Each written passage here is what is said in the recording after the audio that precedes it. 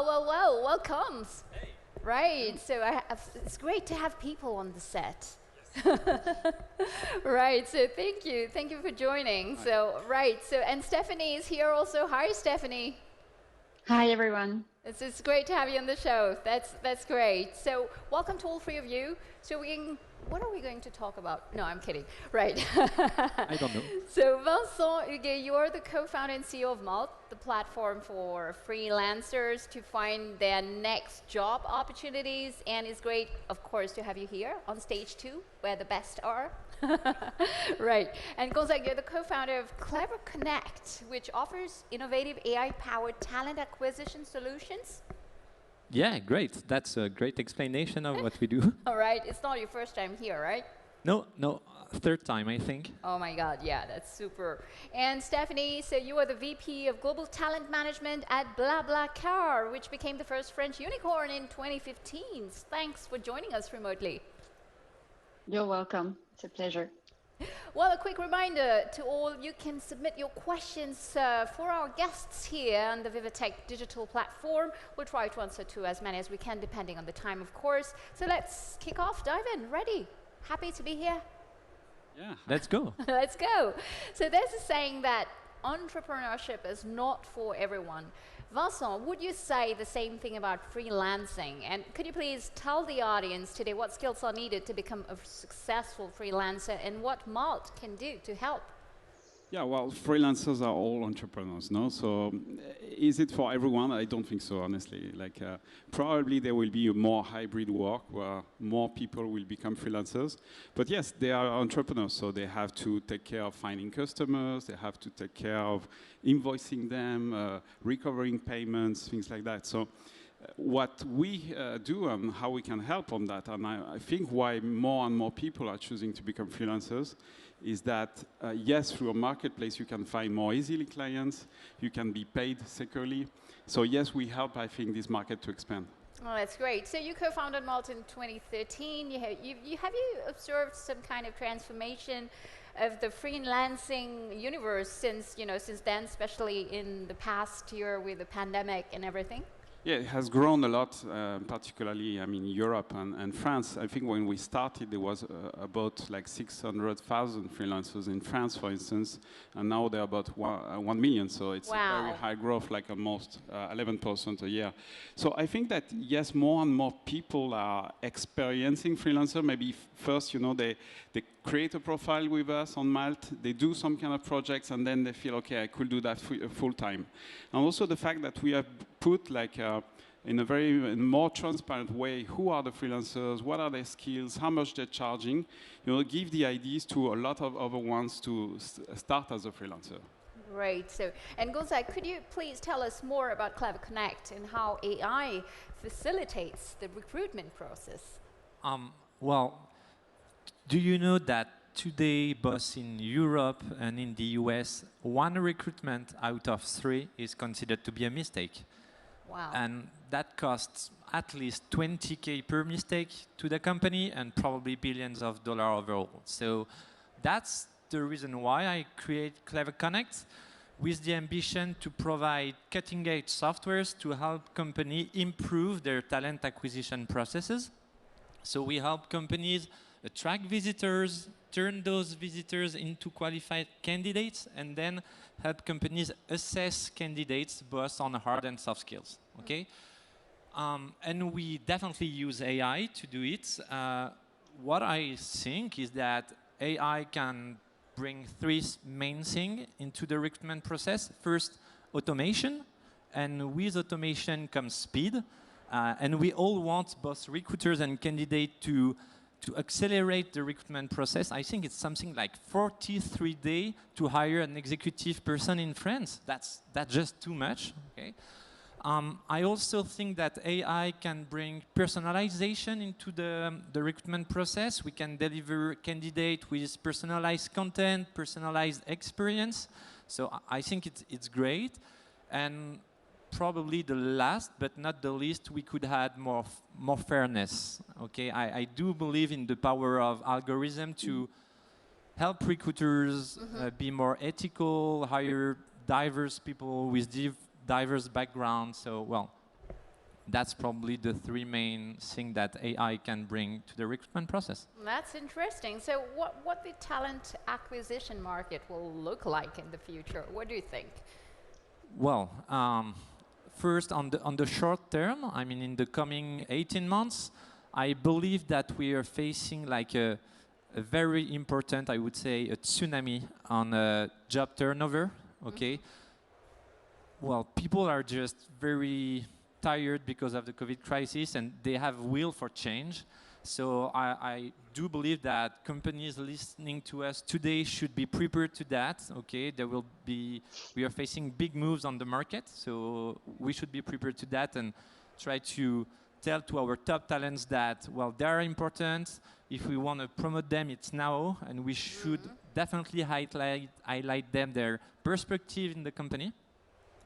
And on the long-term perspective, well, I believe we're going to face like a massive war for talent in the coming 10 years. There's just many needs for digital skills and not enough people on the market having those skills. So I believe that companies will have to fight for the best talents more than ever. And so they will have to definitely improve the efficiency of their recruitment processes, but maybe Stéphanie is like very professional on that, so Yeah. she will speak of that. Absolutely, I can see her. She wants to talk, right, Stéphanie? So you are the VP of Global Talent Management at BlaBlaCar. I just mentioned that earlier. So what can you say on this topic, and probably add on how can we provide a fulfilling environment for each employee today, especially given what's happening? Yeah, after what Gonzague said, no pressure.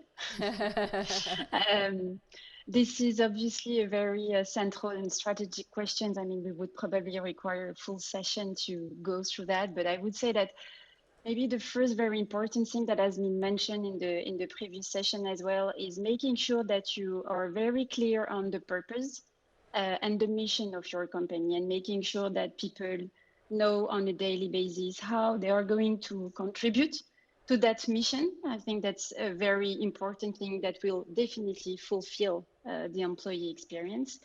It needs to relate to your culture. Culture in our environment are very important and very crucial. You need to make sure that the experience that you provide to your employees is completely aligned with this culture, and vice versa. You need to make sure that your culture is real. It's not only beautiful words on the wall of your office, obviously. And you also need to make sure that it will cover the full employee experience, not only paying attention to some part of it, but making sure that it starts at the employer branding stage, going through the hiring process. Gonzague just mentioned that. We really believe that we need to improve our recruiting process so they are more inclusive and unbiased, making sure that you provide a learning organization that will help your employees to grow. Having a competitive compensation and benefit policy is going to be very important as well. And then having a managerial culture that will, bring that gap that you might have between strategy and people is very important as well. So a lot of things, a lot of pressure on our shoulders, but we will do the best. Great. Stéphanie, I've read something about you. You're on the board of the Observatoire Métiers du Futur, the Future Professions Observatory. Could you tell us a little bit about that? Very briefly. Yeah, of course. I mean, as an HR in tech company, I need to keep an eye on what's going to be the impact of tech on jobs. And indeed, this observatory has been created. It's a modest think tank to help develop employability in France by deciphering the trends in the evolution of jobs. And we mentioned some important figures, like I could mention, for instance, the fact that OCD recently established that the duration of a hard or technical skills would be between 12 to 18 months now. So you can see that the world is moving very, very fast. You also have like 85% of people currently in initial training that would exert a job that doesn't exist yet in 2030.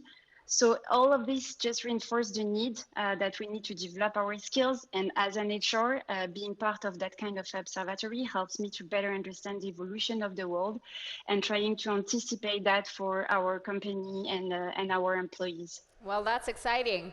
So now, probably, Vincent, I'll get to a question related to the pandemic. How have you adapted your talent management practices since, you know, the COVID crisis? Well, as a company, I think things have moved a lot, as we've seen. But talking about freelancer community, we were talking about this just before with Gonzague. I think something very interesting happened. Like in Q2 last year, like when it's really started, the pandemic, the lockdown. Like I think a lot of people kind of waited to move, you know, to move on in their career, and if they had a good job, you know, they were keeping it, obviously. And then we saw, like, and particularly for people becoming freelancers, we saw in Q3, in Q4, and even more Q1 of this year, like a lot of people who had, you know, last year thought, okay, I've been far from the office. I had maybe more time to think about my career, about what I really want to do.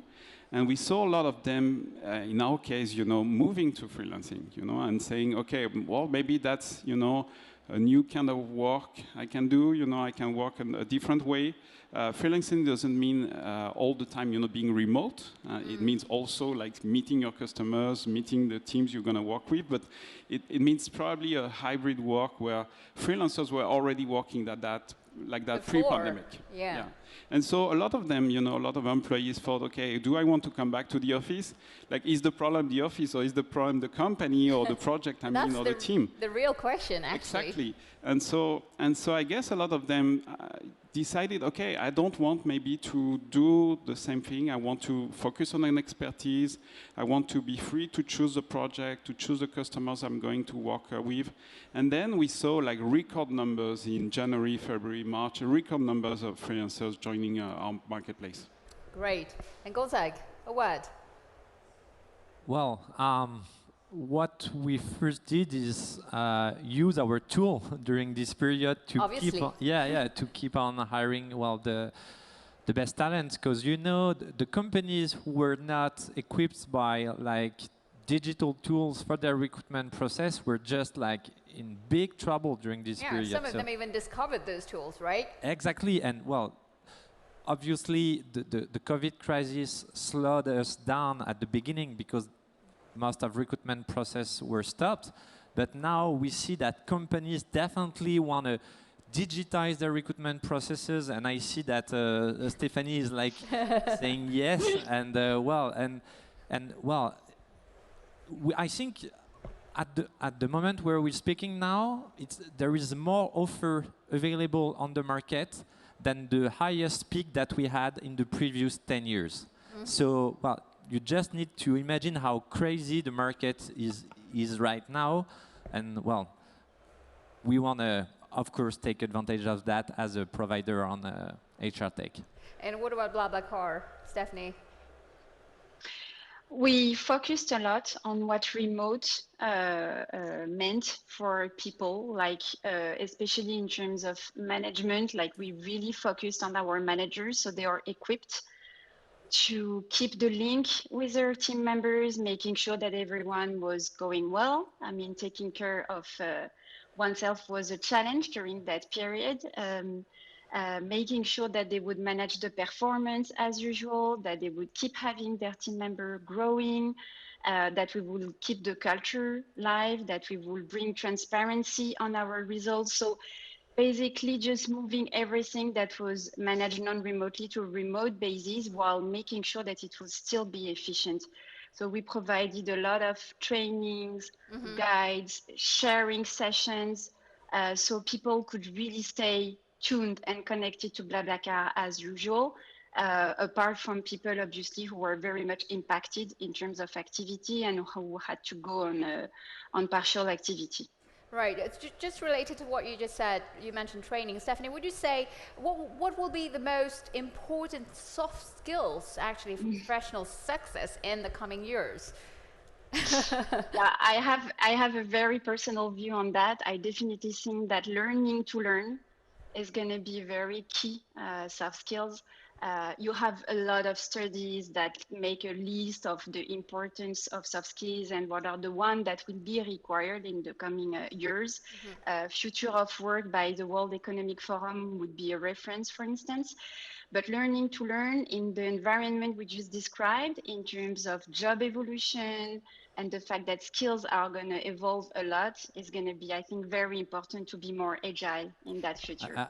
This is exciting. And I love what Stéphanie is saying because, well, there is a concept that is called skills obsolescence, okay? And we considered that the lifetime of a skill in the 80s was something like 20 years. Today, in 2021, the lifetime of a skill is something like 5 years, okay? So if you hire people just based on their hard skills, well, I believe you're missing the point, okay? And learning to learn is, well, it's the first time I hear this sentence, but I will keep it in mind because I love that. Well, and sometimes we call it agility or flexibility, but learning to learn, that's great. Yeah, indeed, exciting times ahead. Right, Vincent, several countries, including Spain, Japan, New Zealand, have promoted the 4-workday week. Do you think the future work means, I mean, the question is a bit provocative. Obviously, I could reformulate it, but do you think it means simply less work? That's a good question. I mean, if you ask Keynes, you know, I think it was in the 30s, he was saying already that we would work like 3 hours per day. And we have, you know, a huge increment of productivity through digital, and in the end, I mean, it hasn't happened. So, do you mean they were smarter before? In 3 hours, they could do what we do in 8 hours? Maybe they were more focused. Oh my God. Yeah. But no, so I would say I see the future of work as a world of choice, you know. I think the point is like not saying, okay, you have to be remote or everyone must be remote in a company or in a certain kind of job, or everyone must be in the office, or everyone must be, you know, employee, or everyone must be freelancer. I think we will move from one thing to the other, you know, in the same week or in our lifetime, you know, from being, you know, an employee, a freelancer, both at the same time. So I think that's the way, you know, really for me the keyword is choice, you know, and that's we lacked last year, you know. We had to be all remote, which a lot of us, you know, a lot of people discovered how it was to working, and Absolutely. it was a good opportunity. It brings a lot of things. I think it didn't make sense, you know, to be always at the office, but we also didn't have the possibility to meet our team members, you know, our colleagues. So I think bringing back the choice and more choice than before is something very important for me. And would you agree, Stéphanie? I don't think that it would mean less work. I think it would mean a more balanced work between work and personal life. I think that the purpose of those kind of benefits is really the purpose behind that is to provide an environment by which people can take more care of themselves and maybe of personal projects. But I'm not convinced that's the kind of thing that could work everywhere. It really relates to the culture that you have, to the work environment. And I think that what is very important for people, as I mentioned before, is to be empowered, to be autonomous in their organization. And if they want to do that through 4 days a week, that's fine. If they want to do that in the morning and at night, that's fine, as long as you have, again, the infrastructure, the framework, the processes, and the culture that allows that. Great. Well, the rise of robotization and AI have been perceived, I don't know if it's changing right now, but as a threat to human jobs. We heard a lot about that. Many might be asking, actually, what can I do to avoid losing my job? Well, I think there is a kind of a confusion. And most experts say that AI does not replace jobs, it replaces tasks, okay? And all jobs are just an addition of multiple tasks. So what we will have to learn is like some of the tasks will be in the future done by AI to give us more time focusing on other tasks that probably have a higher value, and that's what we have to learn, okay? So I believe that for 95% of the people is just how you learn to work with AI, okay? Even if that's true that maybe for something like 5% of the population, their entire job could be replaced by an AI. And well, 5% is a few, but 5% of 7 billion people, that's like 300 millions of people that could be out of job because of automation. That's all. And If I may yes, add Stéphanie? something on Yes, that. No, I please. think it's important because HR are at the core of that in terms of the fact that they need to anticipate on that, anticipate on the tasks that would be automatized so they can prepare what we call the upskilling and reskilling of people. Because otherwise, if you don't anticipate, yeah, indeed, you have a fact of massive layoff, and we've seen that in the past. And so that's why I also joined the observatory that we mentioned earlier, because I think it's important to anticipate on the long term what's going to happen and that HR teams are proactive on that. And future work is exciting. AI is exciting. So Vincent, maybe, what's your take? Yeah, I think so. I think, I mean, I'm an entrepreneur, so I guess I should be optimistic always. And I think when we talk about future work, you know, in the last few years, we have been always seeing it like as a very dark thing, you know, very complicated, like the robots, the AI taking the jobs. And I think it's like a big opportunity, you know, like we have seen also, like, again, with remote working, you know, most people didn't know about remote working, and it empowered them to work in a very different way. So, no, I'm very positive, and I agree with Gonzague that, I mean, going back to history, you know, and what we were saying, again, like in the 30s, people would think that now we would work only 3 hours a day, and that's not happening, you know. So I think there's been a lot of moments in history where we thought, okay, the machine, the factories, they will replace all the workers, and it has not happened. It just gives us the possibility, as Gonzague said, to focus on the things where humans are better. And they will be always better in a lot of things. So I asked that question in my previous session, and I think it's a real question there. So it's the reconciling, you know, work and fun and being in a playful environment, but at the same time the workplace it becomes exciting for everyone, and you deliver, but at the same time you're happy to go there. So at BlaBlaCar, how is that going there? Our culture is based on 6 BlaBla principles, and one of them is fun and serious. So as you can imagine, that's the very heart of our culture. We are really intentional about creating space for fun and blowing off some steam. We have a dedicated facilities and engagement team that is always having that in mind, creating experiences that will also minimize our carbon footprint. It's important for BlaBlaCar with a zero waste objective. And that's also a powerful engagement tool. We have one, having everyone back on the 1st of July, and it's going to be called Impact Day, and it's going to be a very important moment to regroup everyone. In terms of learning, playing is indeed something very important, but I would say that the more important part to really anchor the learnings are experiencing, practicing, making mistakes, sharing the learnings and receiving feedback are key to anchor the learnings. And again, Stéphanie, the company culture is something very key at BlaBlaCar. Oh yeah, very key, absolutely key, and very real and live.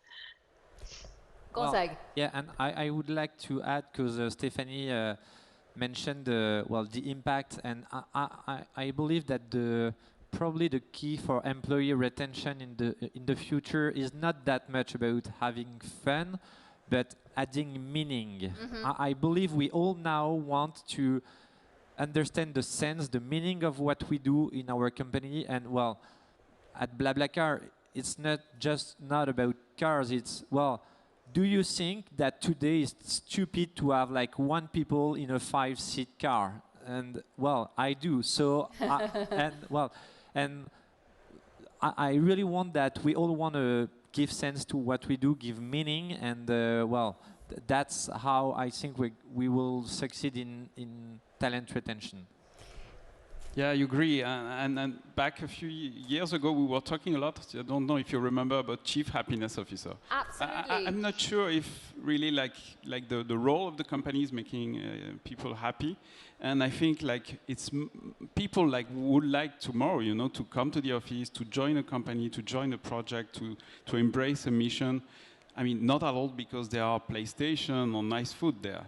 They really want to come back, and even more now, to come back to the office and come back with their colleagues because of the mission, because of the culture of the company. So these are the most important things. All right.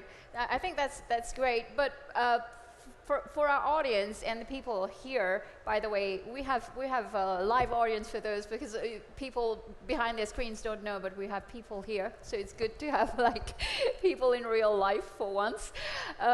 What tips can you guys provide to those who are watching us today about how do you remain competitive on the market given everything that is happening, the change in the workplace, the technology, there's so many things happening, and how do you remain competitive? If you had like 1 or 2 tips, all 3 of you to provide. Gonzague, I see you. Well, just one tip, invest in people. Well, I believe that the key for future is just people. It's your number 1 asset as a company. And as I believe and as I've said, we're entering like a terrible competition for talents. And well, I believe that the number 1 priority, if you want to hit your target in the future, hit your numbers, make your business plan, it's your ability to hire and retain top talents. Nothing more. Fantastic. So Quick focus word. on that. Yeah, I will say that, so reskilling, we thought about it, is very important, training, and it must be seen like, as freelancers do it, you know, and prepare for the future. They must be on top of their skills on their market, so they have to train continuously. Actually, we've just done a survey, and we were quite surprised that people like do as much as 5 hours per week of training, you know.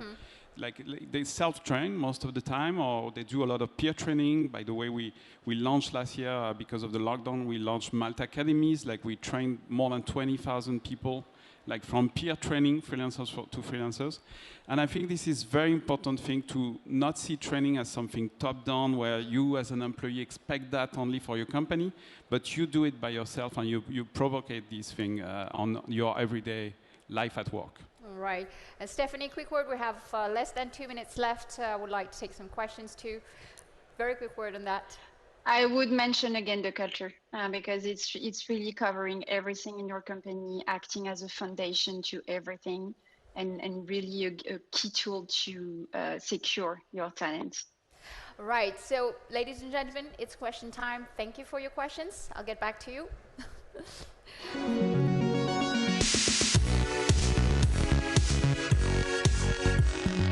Right, most of the questions are topics that we've already somehow covered in a way, but people are very interested how you keep the better work-life balance. I mean, this has been a question, especially during the pandemic when we're remotely working from home. So this is a real question indeed. When you're working from home, how do you know, find that balance between when do I work, when do I do my chores, you know, and make food for my kids and do my job, actually. That's a question for all of you, and we have like 1 minute left, really. Maybe Vincent, very briefly. Yeah, I think it's not easy, and probably we should check at how freelancers have been doing it in the past, because they are sometimes on site, sometimes remotely. And what I've realized is that there are people very organized, you know, like they put themselves like a time where, okay, this is the end of work.